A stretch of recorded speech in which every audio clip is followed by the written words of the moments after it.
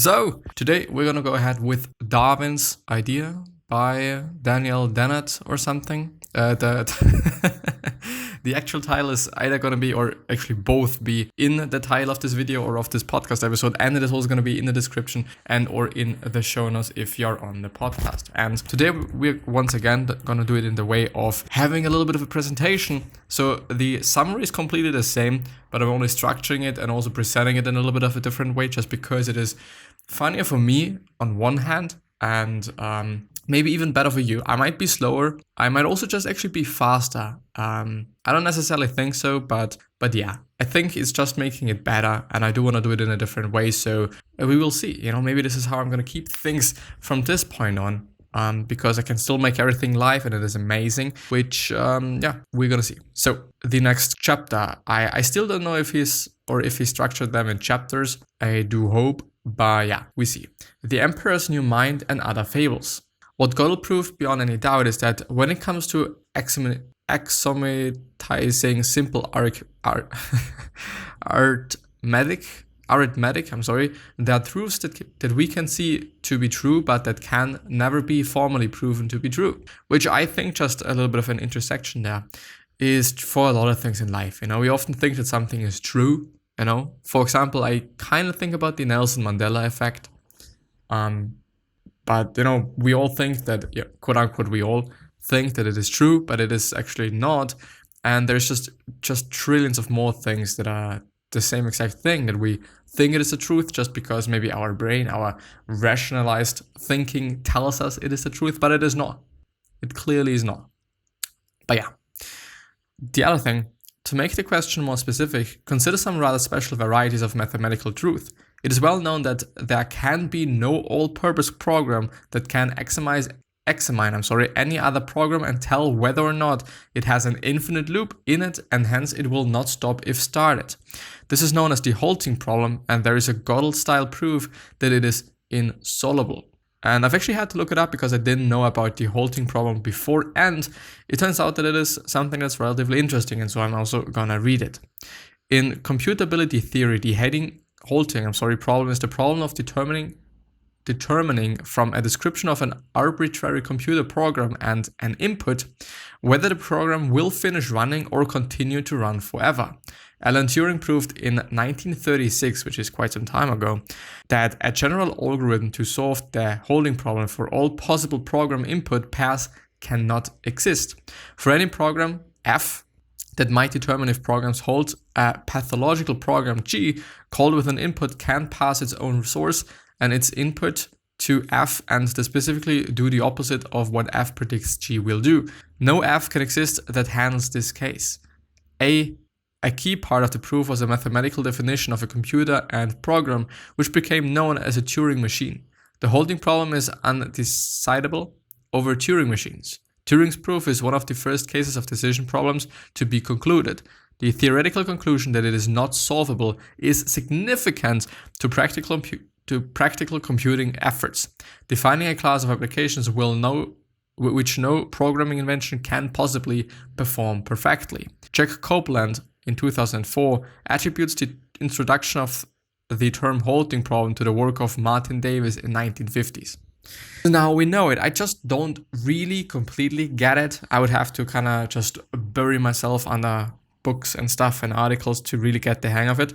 But I think it is something that's relatively interesting, and also interesting to see that it seems to be still relevant, even though it was quote unquote discovered in 1936, or just at least around that time. And it's pretty interesting. It really is. But I do wonder why you want to know or decide or figure out if a certain program, once you have started it, is going to end, or if it is going to run forever. If I think about this question, then, maybe we're just talking about different things, but I guess, unless there is outside forces, the software, the program is going to run forever. I guess. I don't know, So of course, if your machine doesn't have any power, then it's going to have not that of a good time. And of course, if things in the machine break down, then yeah, it's also not going to run forever. It's also not going to work out, therefore. So it's, I might be just talking about something completely different. Could definitely be the case because I don't know. But there's actually a lot of things that go into that. But I'm actually quite sure that I'm talking about something different. The next thing on the origin of morality. The next 2 or 3, I'm actually not quite sure, they're going to be about morality. And we will see. The genetic fallacy, which is, by the way, also on Wikipedia. So if you want to check it out. It's actually pretty interesting. The genetic fallacy, the mistake of inferring current fiction or meaning from ancestral function or meaning. And I'm willing to repeat, the mistake of inferring current fiction or meaning from ancestral function or meaning, from page 465. Does that mean that religious texts are worthless as guides to ethics? Of course not. They are magnificent sources of insight into human nature and into the possibilities of ethical codes. Just as we should not be surprised to discover that ancient folk medicine has a great deal to teach modern high-tech medicine, we should not be surprised if we find that these great religious texts hold versions of the very best ethical systems any human culture will ever devise. And I do think that's, which is the first thing, and this is also why I'm having these herbs there. I think, when it comes to medicine per se, we're still using herbs. We're still using just those.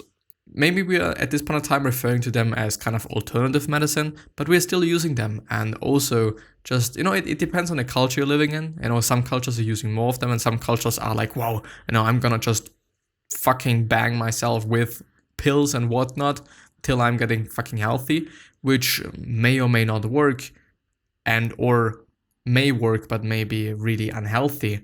But we're still using herbs and we're still drinking tea. Even though meanings change, I think back in the days, tea was really like medicine, and tea was really meant to be also kind of used as medicine or for medical things or medical purposes. Not really in the sense of just using it as medicine, but using it as, okay, I just don't feel that good today. Maybe I'm just gonna drink a tea, or maybe I'm just having a little bit of a bad stomach. So therefore, I'm going to drink a tea. Of course, some people are still using them in that way, but I think the meaning changed a little tiny bit. But still, also referring to religious things and religious texts, I do want to say that, yes, just because it is religious doesn't mean that it is bad. It is still literature.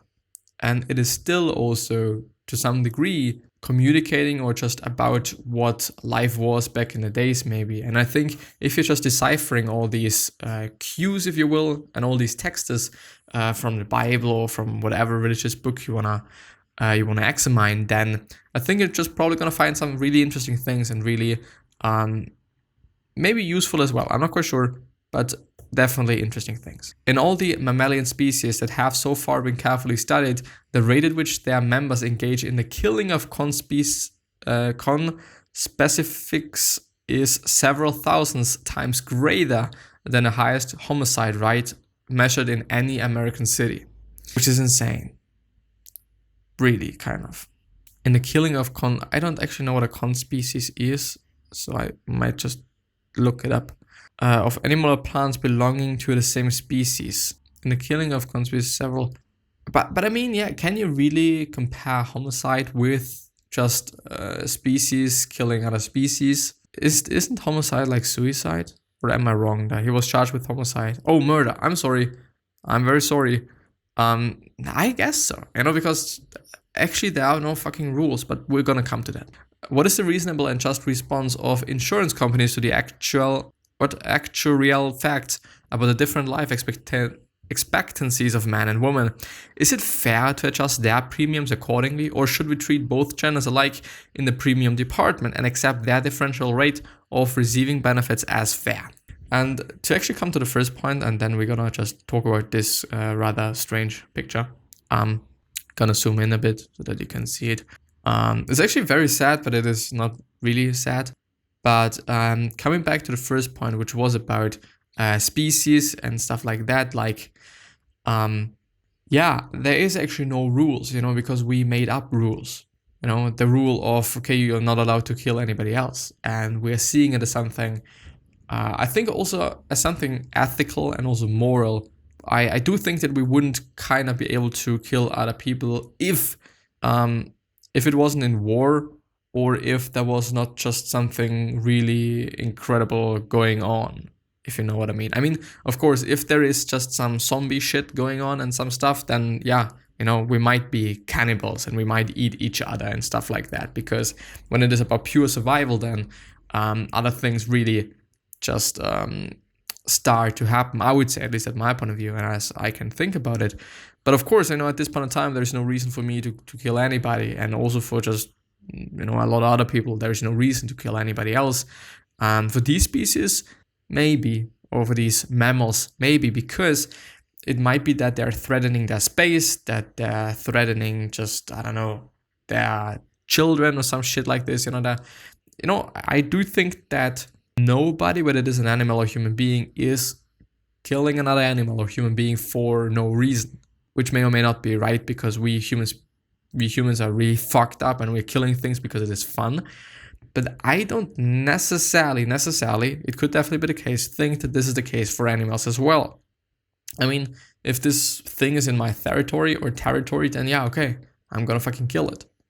If I was a mammal or whatnot. But yeah. The other thing was, the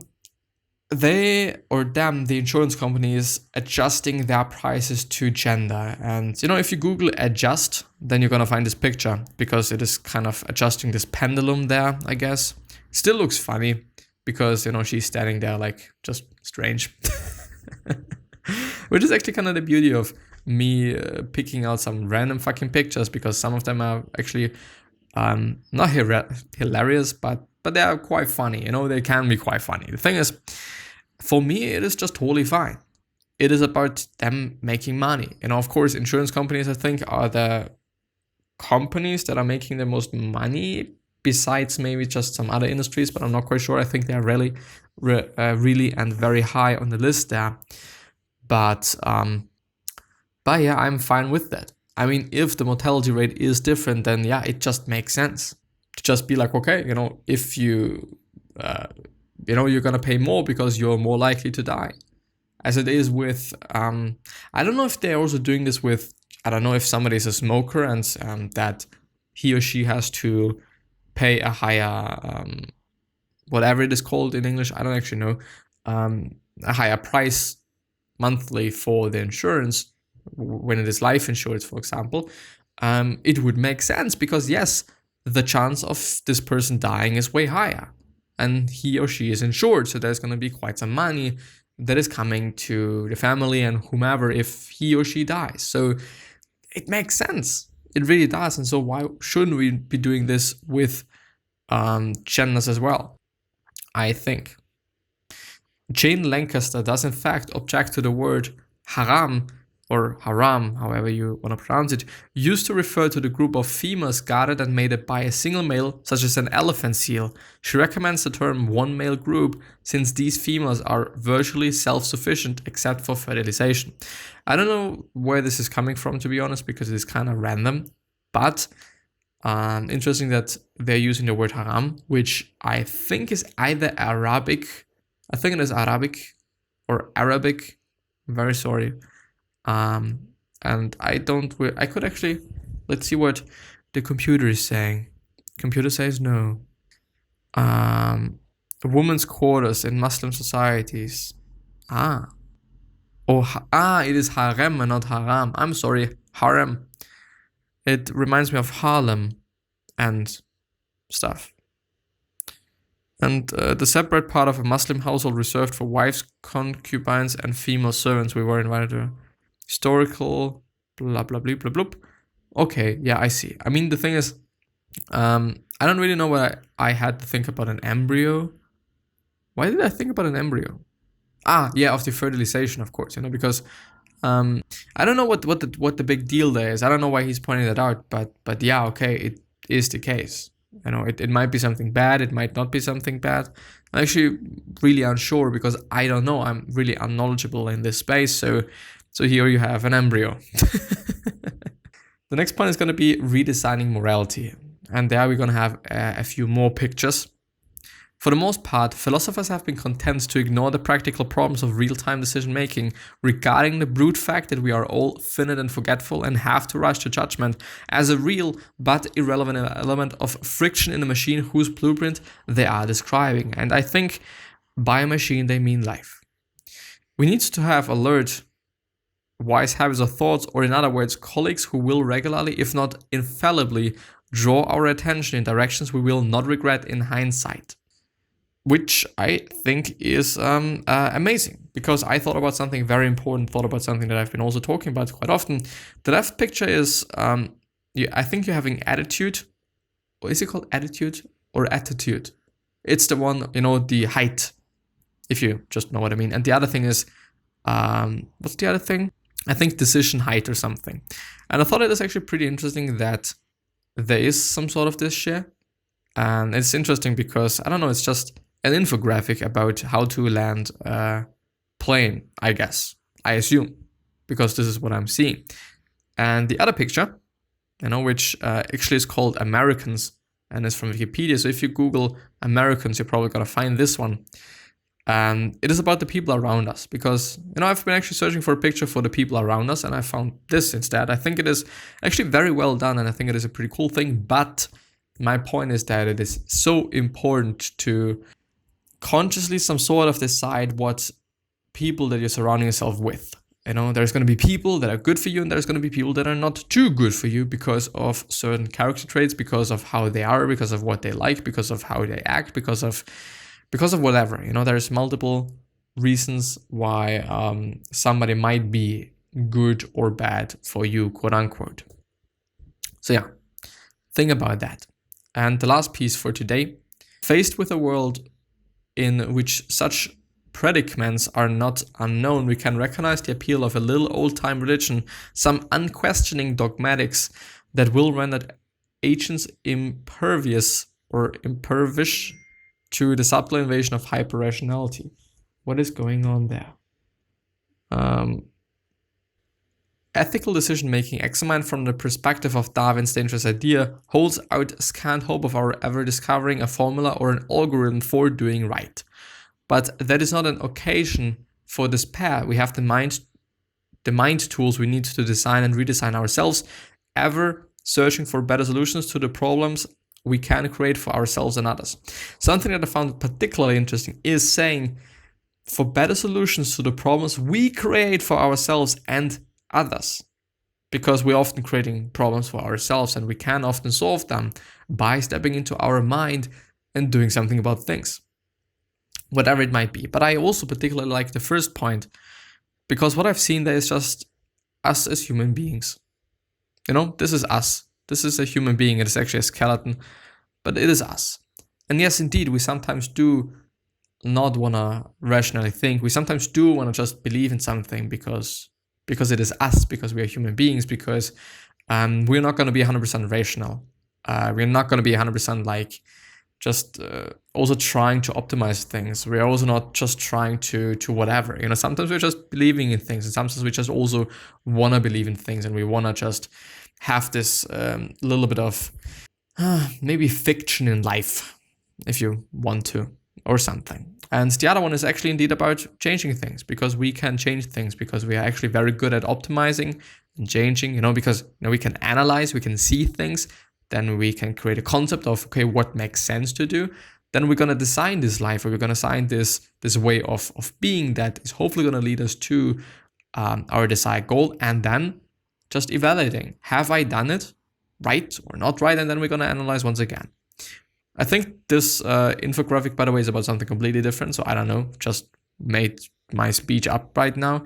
But I think it actually worked pretty fine. I just think it's actually kind of working in that way. And yeah, this is the end of these 3 chapters. And yeah, I hope we're going to see you the next time. And therefore, I'm wishing you the best health, of happiness, and also success. And also hope that you're going to remind yourself and you're going to be remembered, which basically means your legacy, and basically means just being a nice person. And then also being remembered as a nice person, which is a pretty cool thing. Yeah, 3 other questions that I'm having for you are, why are you here? What are you trying to change? And what is bothering you the most? These 3 questions are hopefully going to show you your purpose and maybe even a business idea, which is a pretty cool thing. And one other questions that I'm having for you is, what could you do, what could you say, what could you make to really change somebody's life? Because I believe that you can, or could, or maybe also should, and it is amazing. So yeah, let's be generous. Let's center around being a nice person, because it is amazing. It is amazing to be a nice person. It is amazing to just, to do that. And anyway, I'm hopefully going to see you the next time. Please stay cool. Please stay generous. Please stay a super good human being. And I'm going to see you the next time. So bye-bye.